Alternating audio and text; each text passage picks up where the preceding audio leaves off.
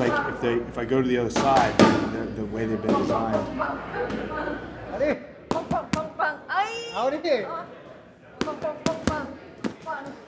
Hey, are we rolling? I gotta tell Rich a quick story. So, are you telling me the story on camera? Or yeah, no, I gotta tell you this. Yeah, when I went to the story, but Buchecha, who I was just visiting with. So, 2012, I'm talking to Daniel Cormier. We were working together. I was seeing him a lot, and Daniel was telling me about this guy. This guy, he's got a weird name. I couldn't pronounce it, Buchecha now, but 23 years old. And Daniel says, I have to pay him $300 an hour to work out with me. And Daniel was a champion of the world. Yeah. And so I go, now wait a second, Daniel. You got a young kid, but you got to pay him. And Daniel goes, I have to pay him because he can't get anything out of the workout. We're not training partners. He goes, he gets nothing from the workout. So Daniel, I don't understand. And he says, let me bring him in and you work out with him. And you'll understand. We both pitch in the money. We meet this other guy with a hard name, Sid Buchecha. He did not take 5 seconds to tap me out. I don't know what it was, but it wasn't a full 5 seconds. And so I come out, Daniel comes in. We rotate on him for 45 minutes, and it was like that the whole time. I mean, it got more like 20 seconds or 30, but it was unbelievable. That's what I was going to say, like, out of context, this sounds really bad, but I've never grappled with Buchecha. I'd just like to see what it feels like to have him on top of me. Right. Yes. Yeah. I did that with Gordon Ryan and Gary Tonin one day. Yeah. I was reading about him, so I got in a 3-way workout. And I did not know the sport of grappling was at that level. It's evolved so much. It's a new game. Yeah. You know, so when I'm training now, like I'll go into the gym and I'll take these classes. Like I play like a lot of open guard. I look to get top side position. I'm an MMA grappler, right? You know. And so now I'm going in, I'm taking these classes where I'm working things like deli heave guards, inversion guards, and looking for leg locks, like this new game. And man, I'll tell you what, I'm taking these classes, I feel like a white belt. Yeah. It's crazy. I know exactly what you mean. I got my black belt. It took me 20 years. I got my black belt. But if I go put a gi on, that's another sport. Oh, no, yeah. By the way. And then if you go watch what Danaher is doing, which is 90% below the weight, that's another sport. It's like, my black belt's not worth a lot with some of the level. And I want to know it. I don't like that these guys are so far ahead. Yeah. But Rich, I did not see it going there. Yeah, but like, I'll say this, like when you're grappling, I mean, you'll probably never see me do much sport jiu-jitsu because my jiu-jitsu is not that clean. My jiu-jitsu is designed for MMA. And sometimes I look at a lot of the leg locking inversion guards being upside down and being able to be pinned down. Like, keep in mind, you're gonna get punched in the face too. And so when you're doing sport jiu-jitsu, you saw it with Gary Tonin, for example, when he fought Tom Lee in one championship. That particular match, like he got a little tunnel vision on that leg lock, and it cost him because Tom Lee was able to defend the first one, and once he defended, Gary's like inverted in that guard and kind of stuck on the back and starts eating punches, So in the end, I remember watching a seminar from Rickson Gracie, and he was in the guard of his brown belt, and he basically says to brown belt, like, I'm gonna do whatever I can to pass the guard, you do whatever you can to stop me. So they start going, and the brown belt's kind of working, and Rickson just comes over the top, like hits him in the head, and kind of stunned him. He didn't hit him hard, but he was making a point. And he's like, "Don't forget, guys. Like this is a martial art about self-defense, So, yeah, part of the sport, I feel like I'm being left behind, but part of it, I'm like, You got to take what's applicable to an actual street fight. Yes. I mean, think about it. If you were outside on that concrete, would you want to be in an inversion? Right. guard, No, I think that too. When I see those guys going for it, it is hard to then equate it. And ONE FC is like the ultimate exposure. We've had some of the best guys in the world, and it doesn't go the way the world thought it was going to go. No. But I mean, to your point, you got to be ready for everything. I grew up as a fan in the 90s. You remember Mark Kerr and absolutely. Mark Coleman and these guys. And so I believed that. I believed if I wanted to be good, I just got to get people down. And that was true for about another 10 years.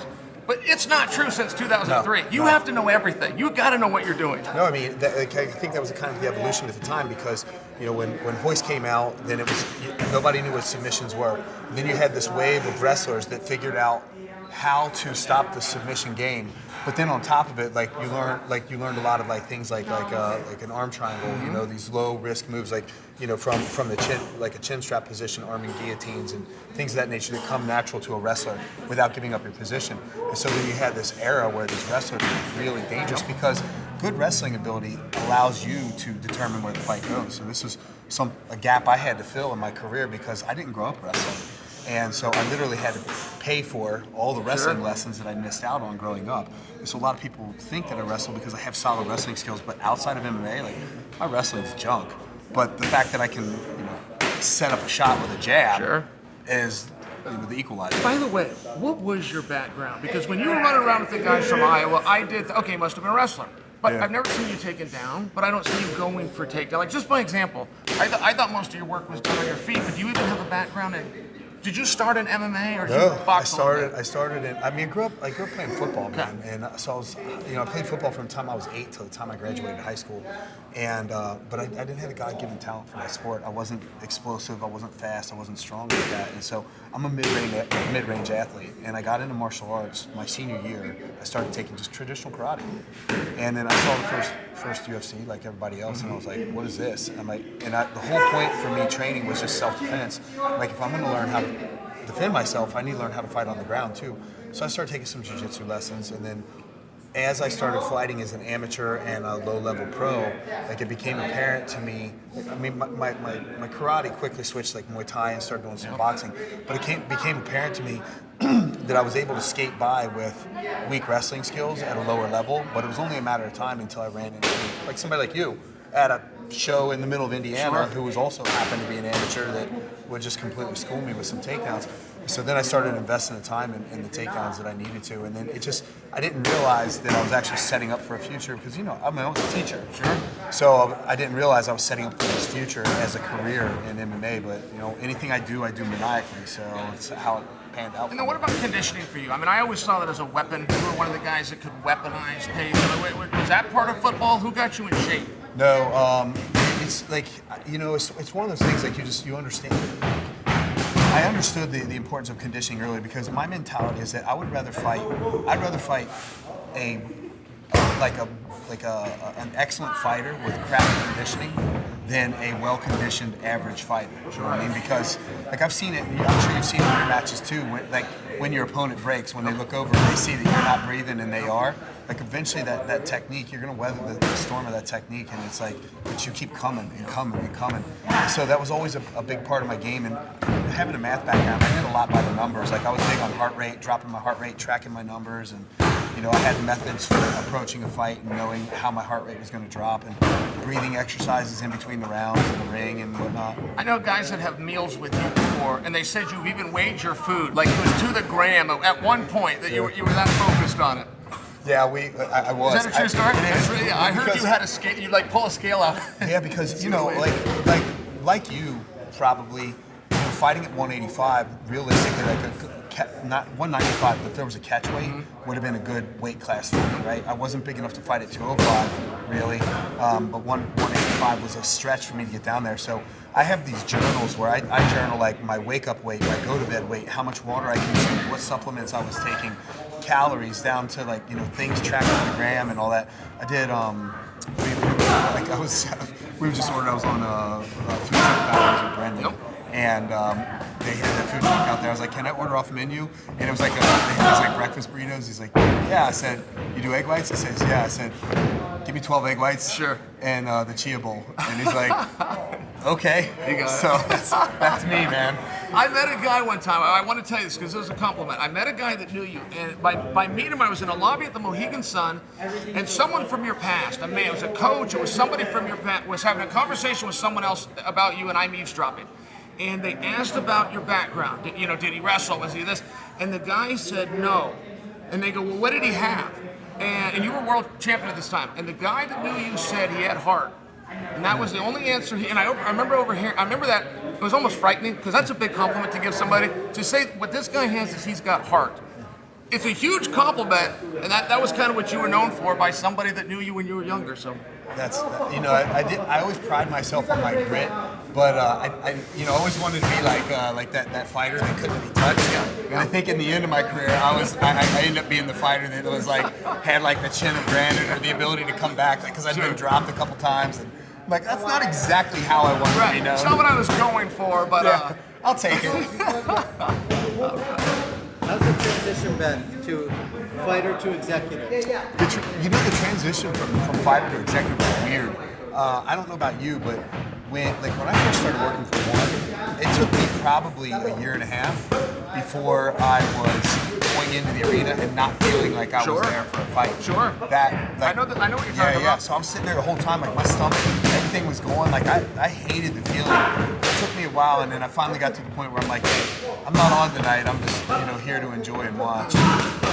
It's hard. And hey, I went through this phase. Did you go through, right when I retired? It was for a couple of weeks. I couldn't even watch the sport. I went to an event a week after I retired, and these guys are in there, and I thought, why are you guys doing that? Why are you in that cage fighting? Yeah. And I was only removed a week. Yeah. Now, I worked through that phase as well, but there's weird things that happen, when you step away. No, I think about that sometimes. I'll look at old video of myself. I'll be watching on TV, and I'm like, and it's almost like I'm watching somebody else. Right. It was like a different lifetime. And sometimes I scratch my head, like, why would people want to do this? But make no mistake about it. Like, under the right circumstances, I would probably be like, yeah, I got a couple more left in me. I would listen to if that happened. Quick story, because I know you're working with Matt Hume. My first fight ever was in 1997. It was at a fairgrounds. They set up a boxing ring. We came into a fairgrounds. If you won, you got a trophy. It was very exciting. But Matt Hume was the promoter. So I was a sophomore in college. I drove up. Anyway, I had this match, and it was open hand. He called it pancreation. Yeah. But it was open hand at any rate. And now, Matt worked his way up, and now we're following along with him. So we've come a long way since that fairground, Absolutely. The thing is people forget. I was watching a television show that I was on in Germany a few days ago. And this was like back in '09. And we were explaining like, well, this is a choke, and this is 2009, right? And people forget, like, you fought in '97. My first amateur fight was '98. So you've been through the Wild West of MMA, Yep. right? Like you've been in places where there aren't athletic commissions and where I'm sure you've taken fights in your either amateur career or local pro career before you made it big. You were giving up like a lot of weight, for example. Yeah. Yeah. Yeah. It's like Normal. all that stuff. Like I showed up in Milwaukee one time and fought a guy that was 40 pounds heavier than me. Like, no big And it deal. was normal. Yeah. Right. Yeah. Didn't think anything of it. Yeah. Yeah, and that was just the MMA at the time. My first fight, I lost. It was to a guy named Trevor Prangley, and it was a 7-minute fight. So we fought for 7 minutes, but a couple of matches had fallen off on the card, and some went 10 seconds. Well, the promoter liked the fight, so he just let it keep going. And at 8.5 minutes in to a 7-minute fight, he got something called a triangle choke, which I had never heard of. And my dad would sue them. No, my dad was there, that was normal. We didn't think anything of it. The promoter liked it, let it keep going. And I just thought I'd share that because that was normal back then. Yeah. We didn't weigh in, we didn't have gloves on, and that was normal. Or even when they started with gloves, like it's like, yeah, well, this is a good fight. Let's just let the time continue running. Or your gloves are probably not. There was no such thing as regulation. Yep. Like when you started having gloves, so you were showing with like. Remember the old Harbingers where you cut the metal bar out? Remember? Right, the metal, you had to cut the metal bar out of them, and then you could use those. And oh gosh. Those are the lead ones? Yeah. The lead glove. No, that's the glove was The lead. glove was. I don't remember those. Antonio McKee had one of them.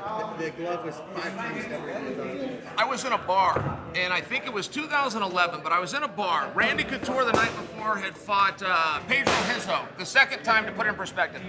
And this really handsome guy walks into the cage. His name is Rich Franklin. I've never seen, but just this he did not look like a fighter. This guy's going to get crushed. This is Chael Sonnen on the hype video. Yeah, That's what he does. But the handsome guy from Ohio is going to take on a prison guard. He's going to take on a prison guard named Marvin Eastman. you were there? Who was full of this guy he's going to kill You were this at that Matthew. fight? Yes, and you stopped him. Dude, I was like, And I have never forgot you. That's the first time. Oh my God. First time I ever weighed in, and when my opponent took his shirt off, I was like, I'm gonna keep mine on. He is scary looking. Dude. Still to this day, Yeah. by the way. Yeah, it's crazy. And I met his coaches like years later, and I was talking to him, and we got to talking about nutrition. He's like, oh man, he's like, Marvin lives off of Snickers bars and Doritos and soda. I'm like, I work hard to stay in this shape, For sure. So it's. Do you remember him, Ryan? Marvin Eastman? Sure do. He was I like a remember legit that fight, badass. too.